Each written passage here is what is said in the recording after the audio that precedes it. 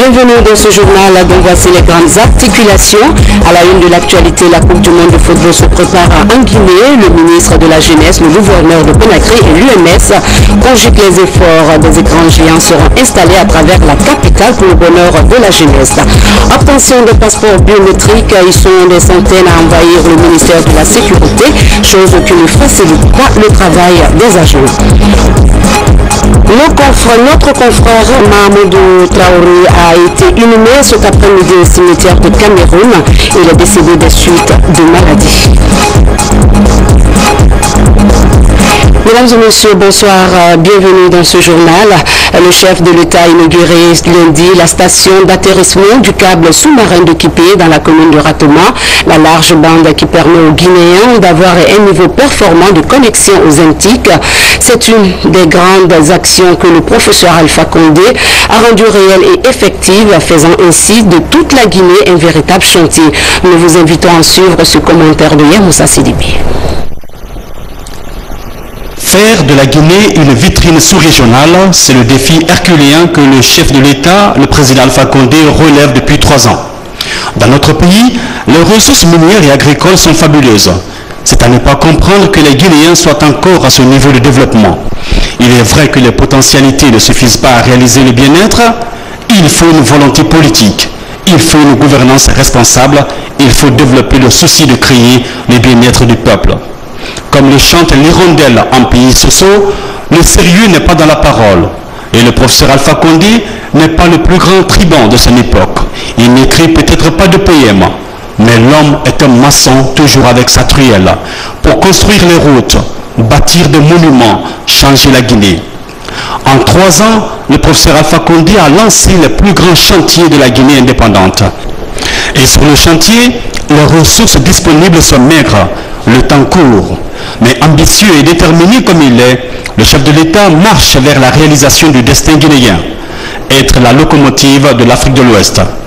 Au vu de l'ampleur du cataclysme économique et administratif du pays, ils étaient peu nombreux en 2010 qui pariaient sur ce chemin parcouru.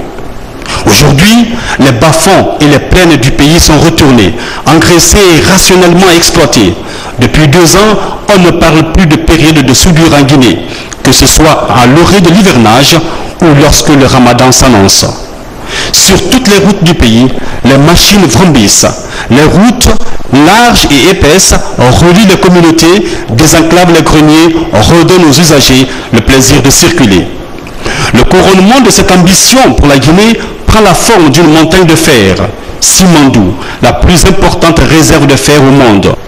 Avec la signature de l'accord du cadre d'investissement du géant minier anglo-australien Rio Tinto sur le Simandou Sud, la cognée est désormais à portée de main.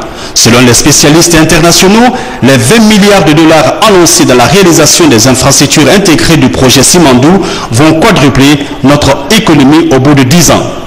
Les potentiels énergétiques, agricoles, touristiques seront libérés. En données chiffrées, prévisionnelles, 45 000 emplois sont attendus, 600 km de voies ferrées et 1000 km de routes à construire. Le Simandou n'est plus un simple rêve de Guinéens.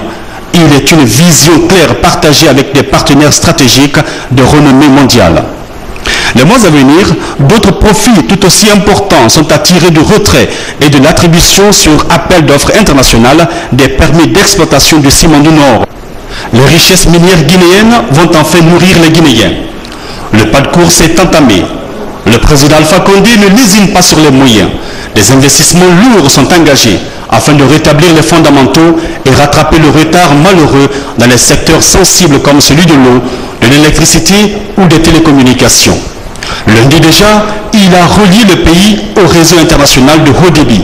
Le câble sous-marin qui nous avait contourné est maintenant sur nos côtes avec option de se déployer rapidement sur environ 4000 km à l'intérieur du pays. Le Guinéen devient citoyen du monde. Les opportunités immenses qu'offrent les nouvelles technologies de l'information et de la communication sont au bout de ses doigts.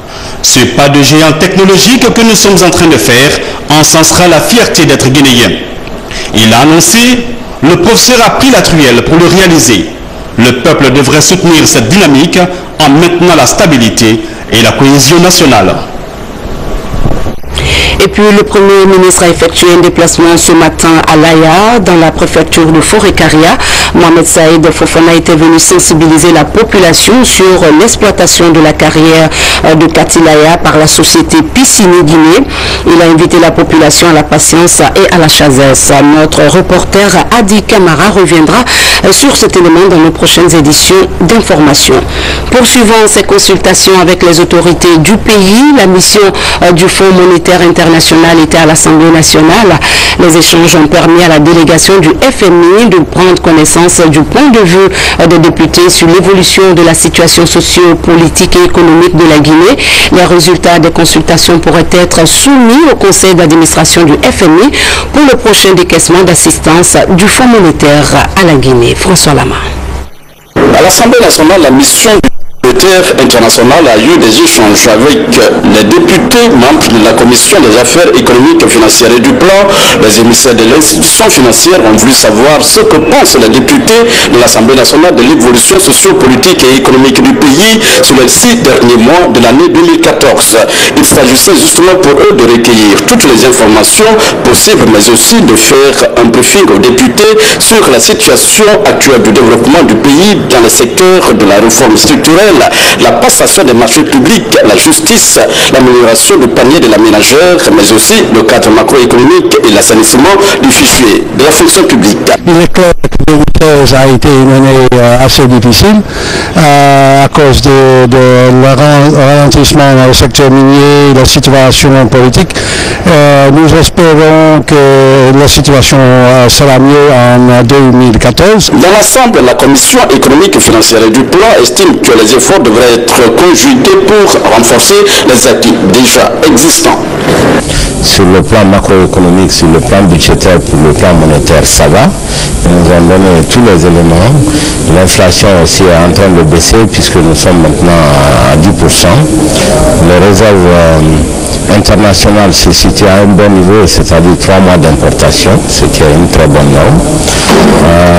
Par contre, la croissance n'est pas encore très forte, notamment les 6 premiers mois de l'année. On se demande si on pourra atteindre les 4,5% de croissance qui sont prévus. Il va falloir aussi faire une loi de finances rectificative, certainement au mois de juillet, pour prendre en compte les évolutions du premier semestre de l'année.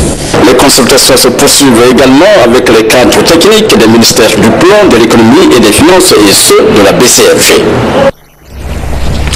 Jour J-7, la Coupe du Monde de football se jouera à partir du 12 juin prochain au Brésil. Le ministère de la Jeunesse, le gouvernorat et l'entreprise UMS s'activent pour faire vivre à la jeunesse guinéenne ce grand événement. Pour l'occasion, des écrans géants sont prévus sur 27 sites retenus pour la capitale de Conakry et la sous-préfecture de Kassa. Moussa Bangoura nous fait le point. Bientôt, l'installation des écrans géants dans les maisons des jeunes et autres lieux publics pour vivre en direct la Coupe du Monde 2014 prévue le 12 juin au Brésil. C'est ce qui ressort de l'entretien entre le ministre de la Jeunesse, le gouverneur de Conakry et l'entreprise française UMS. La démarche vise à aider la jeunesse à suivre les différents matchs de la Coupe du Monde en temps réel. Nous avons, sur l'impulsion du président de la République, le professeur Alpha Condé, eu l'initiative ensemble afin de pouvoir en tout cas faire participer la jeunesse à l'événement de la Coupe du Monde, en tout cas de les faire participer, se réjouir, regarder les matchs. Pris l'initiative de l'installation de 27 rétroprojecteurs pour pouvoir suivre la Coupe du Monde avec des abonnements Canal+, des groupes électrogènes autonomes qui vont permettre à tous les quartiers quasiment, en tout cas dans toutes les communes, de pouvoir suivre la Coupe du Monde, à notre jeunesse en tout cas de suivre la Coupe du Monde et de se réjouir avec nous de cet événement planétaire. L'initiative est bien perçue par les autorités, car l'action cadre parfaitement avec les priorités du chef de l'État qui œuvre en faveur de la jeunesse guinéenne. Le premier footballeur guinéen, c'est le professeur Alpha Condé. Vous savez ce qu'il est en train de faire pour la jeunesse. Vous voyez les maisons bleues. Il accompagne cette année par la fourniture d'écrans géants à toute la jeunesse de Conakry. En tant que gouverneur, je m'en réjouis et nous nous engageons à prendre toutes les dispositions sécuritaires pour accompagner accompagner la bonne gestion de ces équipements qui, à partir de laquelle d'autres opérateurs auraient pris le courage des années prochaines d'augmenter les acquis. Notre pays est un pays, une nation de football. Il est tout à fait important que cette jeunesse ne soit pas en dehors de cette fête.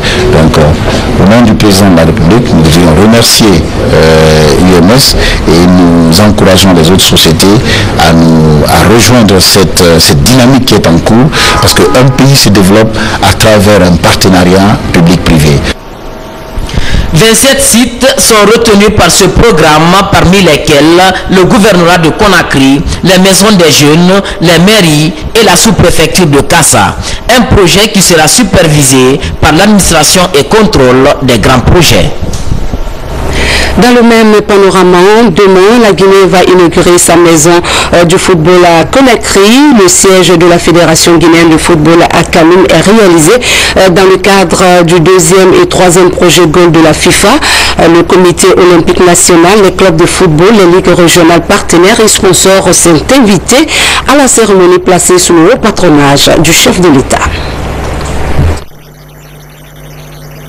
De planification des actions prioritaires 2014-2015 et la validation du contrat d'objectif avec les fédérations sportives nationales grâce à l'appui technique et financier du PNUD. La clôture a été présidée par le ministre d'État aux Affaires étrangères et des Guinéens de l'étranger. Autre sujet, décoration des coopérants militaires français au bataillon du quartier général pour d'éminents services rendus à l'armée guinéenne. La cérémonie de cette marque d'honneur s'est déroulée en présence des autorités militaires. Sergent Alassane Diaby est du côté de la presse militaire.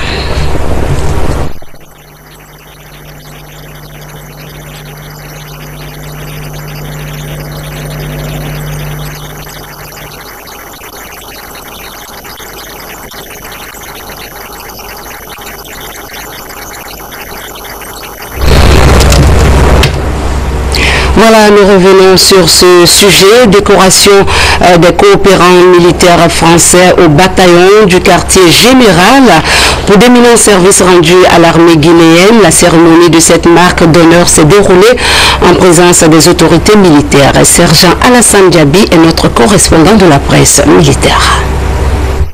Ces 3 officiers français reçoivent respectivement le grade de commandeur de l'Ordre national de mérite et celui de chevalier de l'Ordre national de mérite. Nous voulons, monsieur le ministre, vous remercier sincèrement de l'honneur que vous nous avez fait, parce que cette distinction pour un militaire, comme le disait très justement le colonel de Vouges, représente une distinction honorifique qui nous va droit au cœur.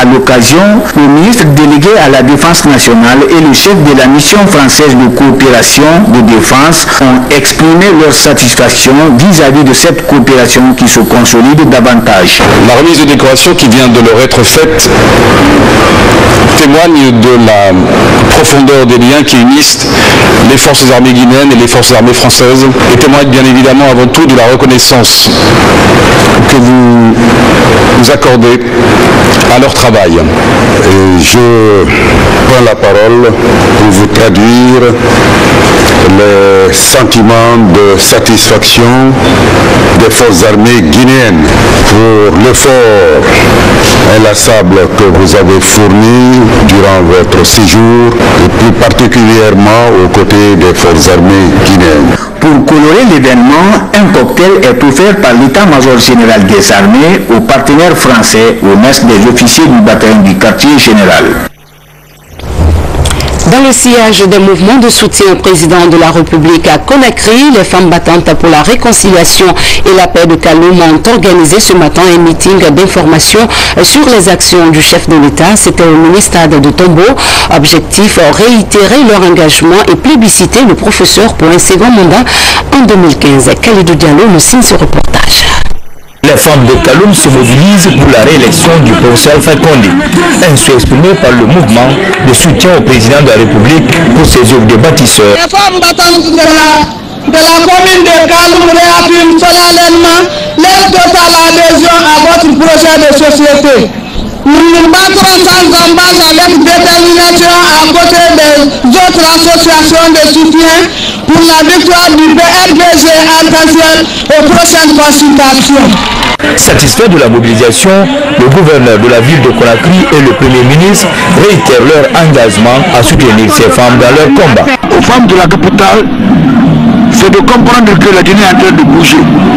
Le professeur Fakonde est en train de mettre la Guinée sur les rails de la vérité, du changement. Le changement n'est pas facile, mais il est à la faveur des jeunes et des femmes. Cette prise de conscience que nous constatons aujourd'hui au jour en jour, Kaloum se rallie à la raison, Kaloum comprend de plus en plus que pour nous aujourd'hui, ce qu'il faut privilégier, c'est le développement. C'est l'emploi pour les jeunes, c'est la paix, la tranquillité, la quiétude, toutes choses qui permettent de créer un cadre propice aux investissements créateurs d'emplois, de revenus pour tout le monde. Et puis cette brève, la première dame de la Sierra Leone est attendue vendredi prochain à Conakry pour une visite de travail et d'amitié de 3 jours. Madame Sia Numa Koroma répond ainsi à l'invitation de son homologue de Guinée, Adjadjane Kabakonde. Son déplacement s'inscrit dans le cadre du renforcement des liens d'amitié entre nos deux États. En séjour de travail dans la région de Mamou, la ministre de l'Industrie, des PME et de la promotion du secteur privé a conféré avec la population de la préfecture de Pita. Adja Fatoumata Binta Diallo a expliqué le programme de développement socio-économique amorcé par le chef de l'État. Occasion pour la population de Pita de réaffirmer son attachement aux idéaux de paix et de changement en cours de réalisation. Alcine Pascaldine, reportage. Les associations de femmes, de jeunesse et de personnes âgées de la préfecture de Pita étaient mobilisées récemment pour prendre part à cette rencontre d'information et de sensibilisation conduite par la ministre de l'Industrie, des petites et moyennes entreprises et de la promotion du secteur privé. Cette délégation avait pour mission de transmettre le message de paix et de réconciliation nationale prôné par les autorités du pays. Depuis ma naissance, que j'ai vu des actions comme je l'ai vu aujourd'hui à Pita. Et je prie à tous les citoyens et citoyennes de prendre ça dans les deux mains pour accompagner le professeur Alpha Condé dans son programme de développement. Pita est encore au carrefour d'un rendez-vous avec son histoire, l'histoire du développement de Pita. Je dirais que Pita doit, tout fils de Pita, qui a Pita dans le cœur, se lever, soutenir ce programme, reconnaître les bienfaits de ce programme, saluer ce programme, dire merci à celui-là qui a initié ce programme pour la Guinée. Hadja Fatoumata Binta Diallo a traduit au gouvernement l'esprit d'unité et la volonté du chef de l'État à développer la Guinée. Nous plaidons et plaiderons pour que Pita soit compté au nombre des préfectures qui se trouvent sur la ligne de l'avant-garde pour la cause de la paix, de la réconciliation et du développement de la Guinée, tel que le projette le président de la République, le professeur Alpha Condé. Chers parents de Pita, aujourd'hui de grands chantiers de reconstruction sont encore réouverts pour restituer à notre cité sa beauté de jadis. Cela se chiffre à des milliards qui auraient pu nous servir à autre chose en faveur du développement. À Pita, la ministre et sa suite ont rendu visite à la notabilité. Des prières et bénédictions pour une Guinée unie et prospère ont ponctué la cérémonie. Comment qualifier la formation universitaire en Guinée? La question a poussé de manière déterminante. Le ministre de l'Enseignement supérieur et de la Recherche scientifique a allé constater de visu les difficultés enregistrées dans les universités de l'intérieur du pays. Reportage Adama Mohamed Keïta, commentaire Adjatoubari. C'est ici, au centre universitaire de l'Abbé, que le ministre d'État chargé de l'enseignement supérieur et de la recherche scientifique a débuté sa mission dans les universités de l'intérieur de la Guinée. À l'Abbé, comme à Dalaba, Baïlotéliel Diallo a procédé à la pose de la première pierre de 12 amphithéâtres. Un bâtiment de R+1, composé de 7 salles de classe, 2 amphis, des salles d'ordinateur, des bureaux, des toilettes, et beaucoup d'autres choses. Le chef du département de l'enseignement supérieur s'est ensuite rendu à l'Elouma où il a lancé les travaux de rénovation de la maison des jeunes. À Kankan, Baïlotélier Diallo s'est entretenu avec les cadres et les étudiants de l'université de Kankan. Une rencontre qui s'inscrit dans une démarche décisive, puisqu'elle vise à travers l'eau, elle vise à la promotion, à la valorisation de l'une de nos richesses les plus précieuses, de l'une de nos richesses les plus importantes. Merci. Partout, des ballons ont été remis aux étudiants dans le cadre de la relance des sports universitaires. Parlons à présent de la semaine culturelle, artistique et sportive organisée par les élèves et encadreurs du centre de formation professionnelle Ho Chi Minh de Kankan. Placée sous le signe d'ouverture de l'école à son environnement, l'initiative se situe dans le cadre de la promotion de ses produits. Fodé Bangali Fofana. Au rythme de la fanfare du Kansungeta Keka de Kankan, ce carnaval des élèves du centre de formation professionnelle, puissamment mobilisé, a fait le tour de la ville de Kankan-Nabaya. C'est dans l'accomplissement de sa mission d'assurer une formation initiale technique et professionnelle des jeunes en vue de satisfaire aux besoins du marché du travail en ouvriers qualifiés, compétents et compétitifs que la direction du centre de formation professionnelle de Kankan a jugé opportun d'organiser une semaine culturelle, artistique, sportive et une journée porte ouverte placée sous le signe d'ouverture du centre à son environnement. Votre soutien et votre collaboration sont plus qu'indispensables à l'amélioration et au développement de l'enseignement d'apprentissage dans notre établissement. Notre ardent espoir est l'amélioration des conditions d'apprentissage et de formation de nos élèves pour ainsi faciliter la préparation efficace des personnes pour le monde du travail et la citoyenneté. Aujourd'hui, l'effectif de l'établissement est de 710 élèves, dont 103 filles reparties dans 5 corps de métier. La menuiserie, la plomberie sanitaire, l'électricité bâtiment, la maçonnerie et la chaudronnerie. Autant de filières de formation pour satisfaire aux besoins du marché du travail en ouvriers qualifiés, compétents et compétitifs. Le développement de la Guinée, pays en chantier, est tributaire des compétences de nos élèves. C'est pourquoi chacun, en ce qui le concerne, dans son domaine de travail, doit faire preuve de qualification. Le sport étant un élément de redynamisation de toute activité humaine a été le cours de la semaine culturelle artistique organisée par le centre de formation professionnelle de Kankan. Les passeports biométriques suscitent de l'engouement chez les voyageurs. Ils sont des centaines à rallier les locaux du ministère de la Sécurité en quête de ce titre de voyage. La situation crée souvent des débordements et empêche les agents en charge de la délivrance de cette pièce d'identité à bien travailler. Mais des dispositions sont prises pour satisfaire les citoyens. Salut Ouba nous en dit plus. La Cour du ministère de la Sécurité, les candidats à l'obtention des passeports biométriques patientent par groupe. Les uns sont venus se faire enrôler, les autres pour chercher leurs pièces de voyage. Mais tous dénoncent la lenteur de la procédure. Je suis là pour le retrait, mais on a attendu toute la journée d'hier. On nous a dit de revenir aujourd'hui à 9h qu'on va récupérer. Aujourd'hui aussi on est là depuis 9h, mais on n'a toujours pas récupéré.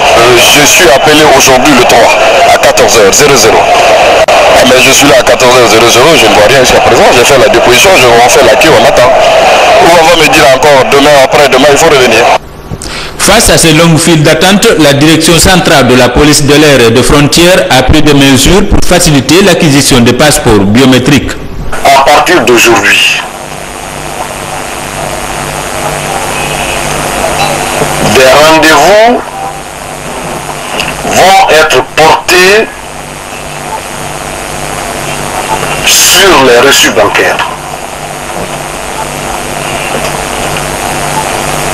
Quand vous venez verser l'argent au niveau de Ecobank, on va vous indiquer sur le reçu la date à laquelle vous devez vous présenter à la direction centrale de la police de l'air et des frontières.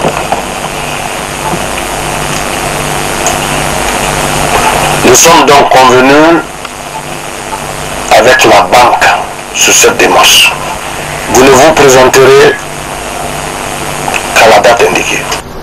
Outre ces mesures, la direction centrale de la police compte améliorer les conditions d'accueil pour soulager les citoyens. La direction de la police délivre 200 passeports biométriques par jour. Depuis le début de l'opération, le 19 mai dernier, près de 3000 pièces de voyage sont délivrées.